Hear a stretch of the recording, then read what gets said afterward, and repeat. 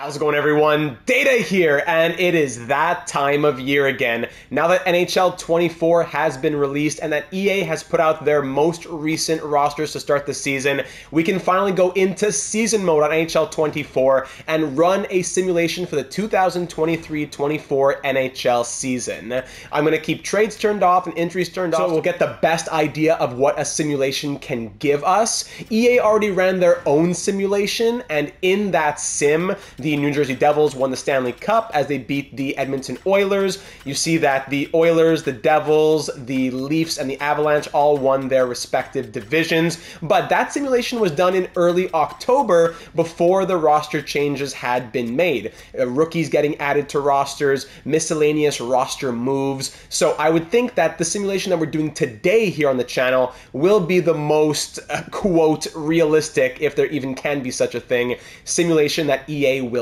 give us. So I'm taking control of all 32 teams. We have to take control of at least one, so may as well control all 32 so we can watch anything that may unravel as the playoffs go on, for example. I don't touch much for the settings. I turn it up to Superstar in case that really does anything, and in the rules I'm going to turn the injuries off, as I mentioned. In terms of the sliders, the one thing that I do touch is the attribute effects. I find putting them up to 8 on 10 gives a bit more realism in terms of what that player can do. We've already seen it 100 times that McDavid scores 80 points or 90 points when it's 5 on 10. So hopefully putting up to 8 on 10 can kind of get, McDavid and the guys who should be 100 plus in the point category up to 100 plus points. So attribute effects are turned up, injuries are turned off, and CPU trades are turned off using the most recent October 16th EA rosters. I already went through all of those rosters in my most recent video where I went through all 32 NHL teams talking about what I would change in terms of overalls potentials. I have not made those changes yet. This is still the EA roster without my having touched anything.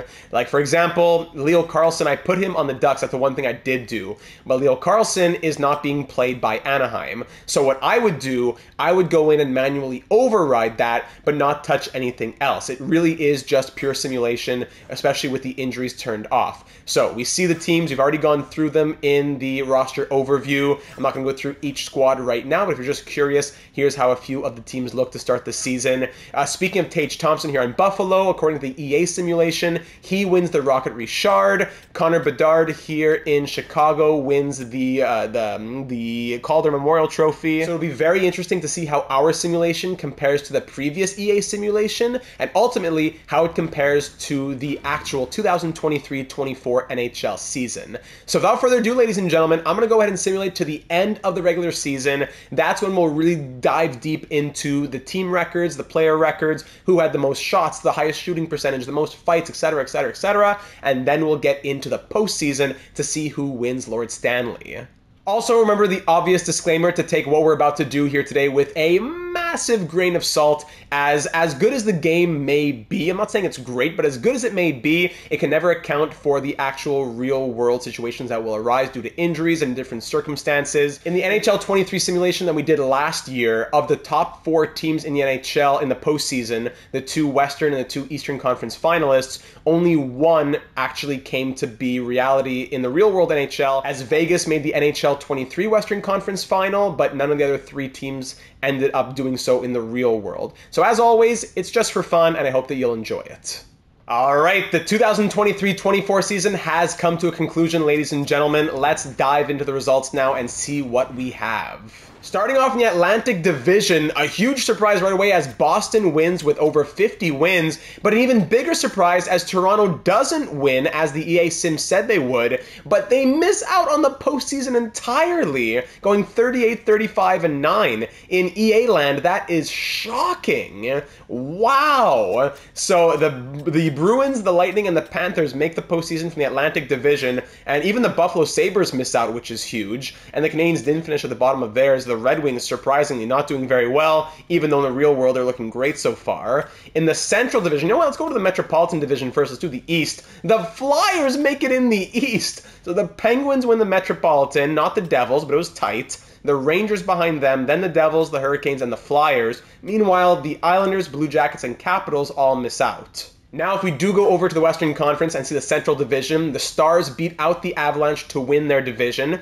Dallas, Colorado, St. Louis, and Winnipeg make the postseason, while Nashville, Minnesota, Chicago, and Arizona miss. Over in the Pacific Division, the Kings win their division, with the Flames, Kraken, and Vegas Golden Knights also making it in. Vegas just squeaking in there. But San Jose, Edmonton, whoa!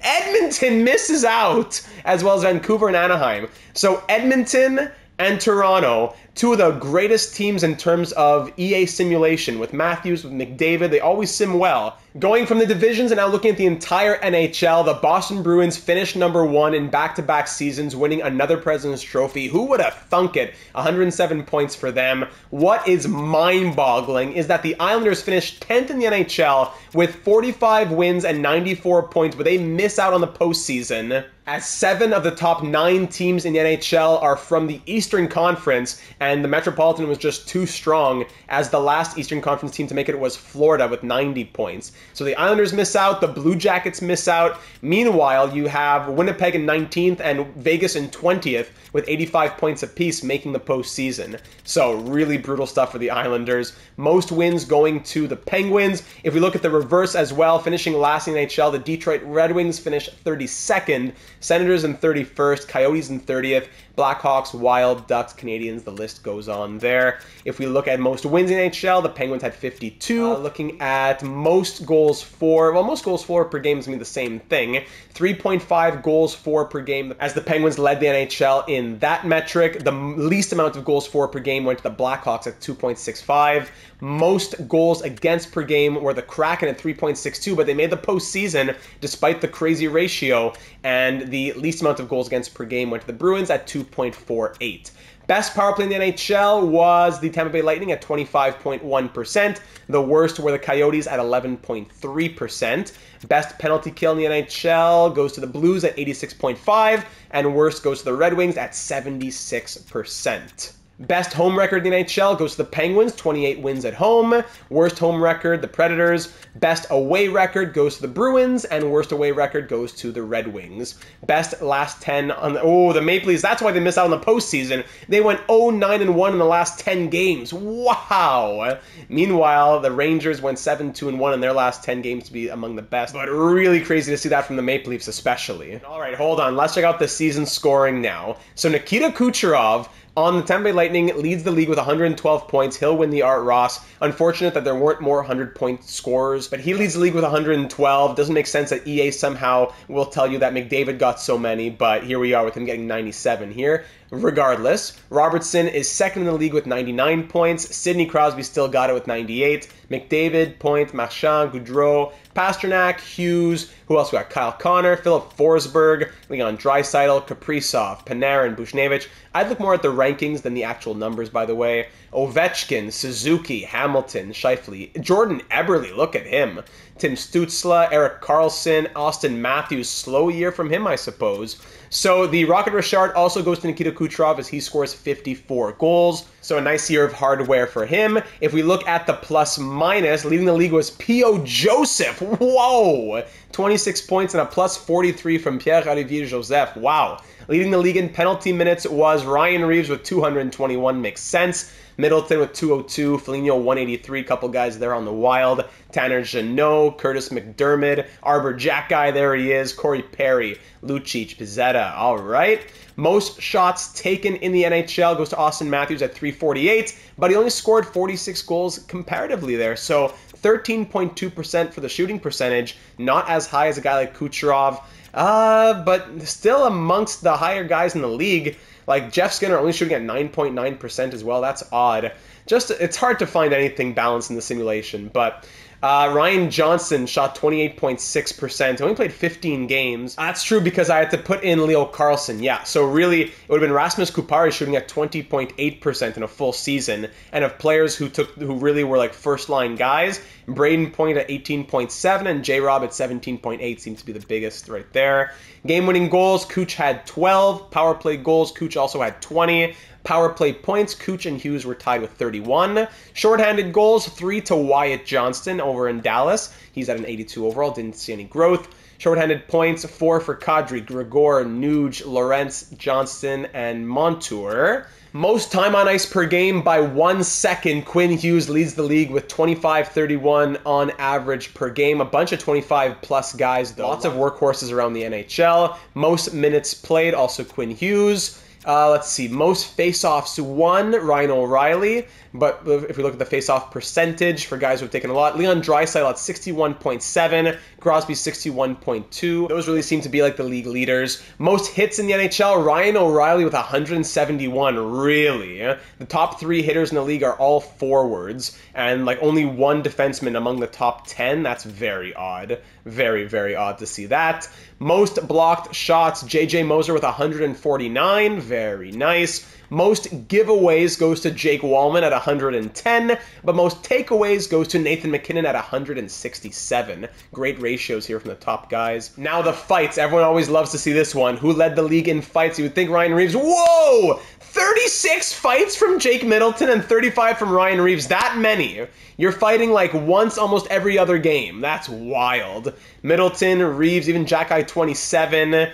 Wow, a lot of fights around the NHL this season.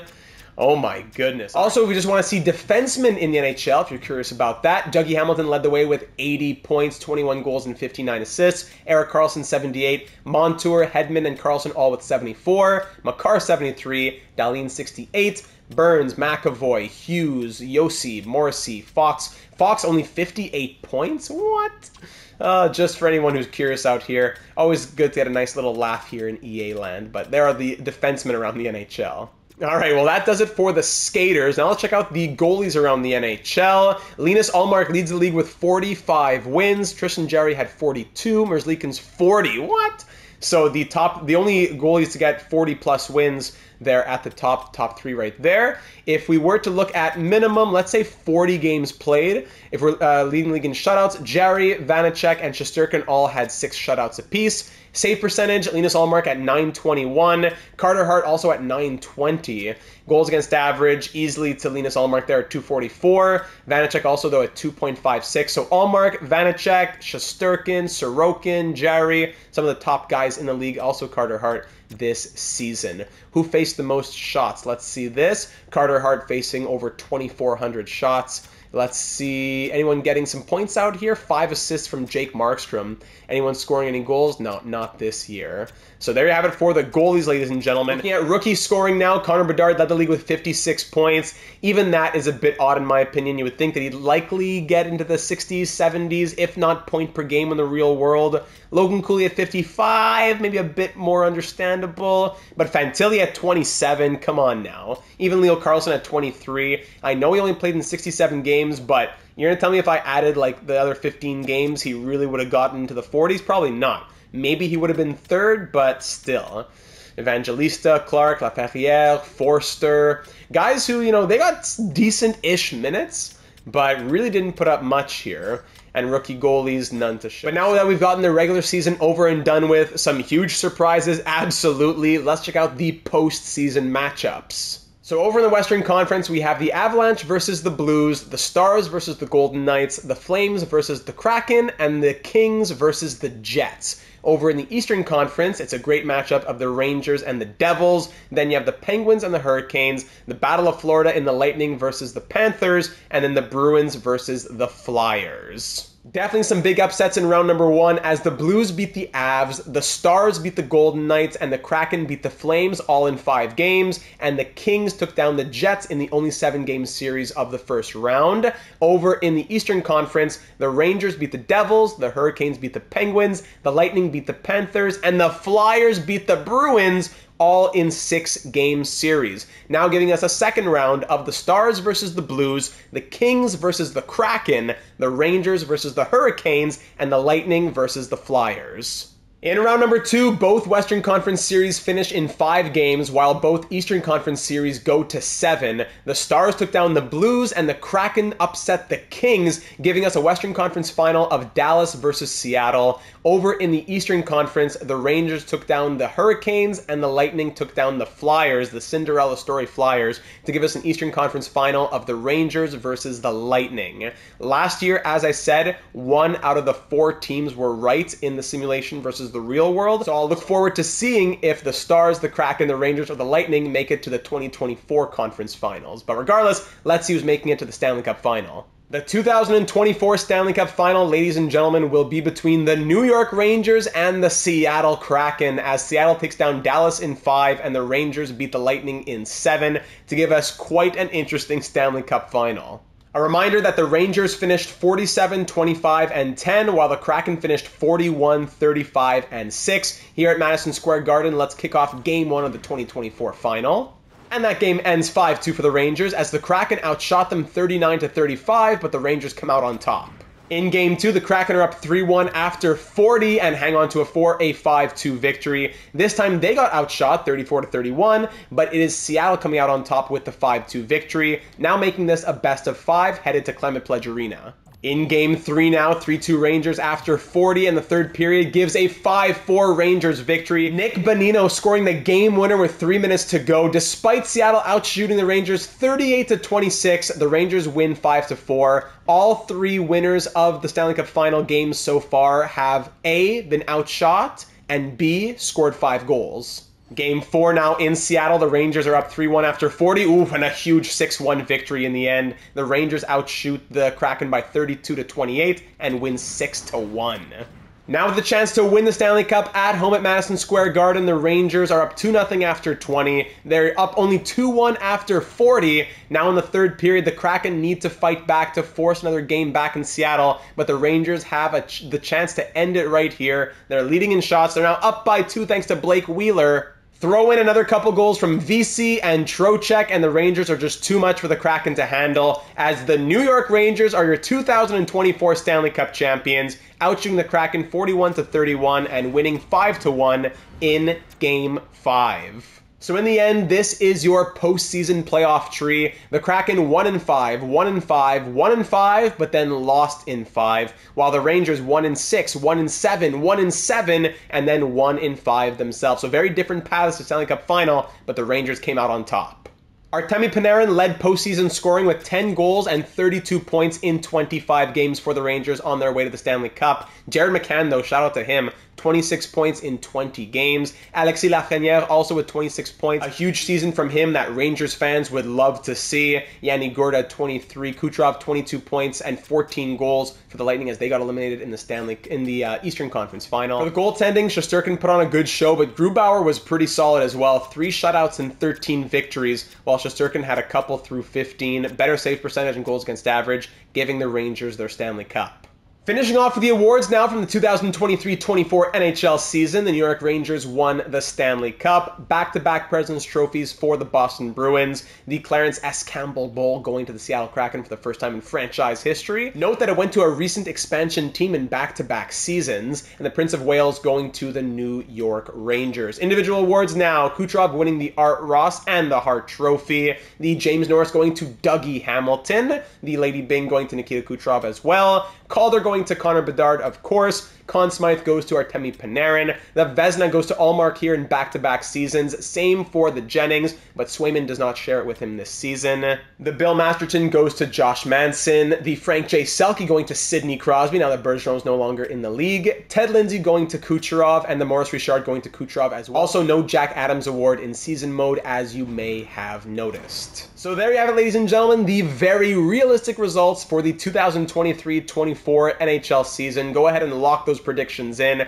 Obviously, so many that just don't make sense, but I think many that could. Even though Kucherov won't have those numbers, could he be among the league leaders once again this season? What do you see from this sim that could make sense? Obviously, go ahead and share what made the least sense. That's fun as well. But what do you think out of the sim from the regular season and from the postseason could make sense? Could the Leafs or the Oilers miss out on the postseason? Let me know down here in the comments. Leave a like if you enjoyed the simulation, and of course, subscribe if you haven't already for ongoing NHL 24 content, our franchise mode series starting soon, on top of career simulations, roster tutorials, guides, and walkthroughs for different elements of franchise mode and NHL 24, and much, much more coming your way. So if you enjoy that, take a second to check out the channel. This is the place for you. I'll leave you off there. Thank you very much for taking the time to watch this one, and I'm looking forward to seeing you again in the next one when we continue to dive deeper into NHL 24.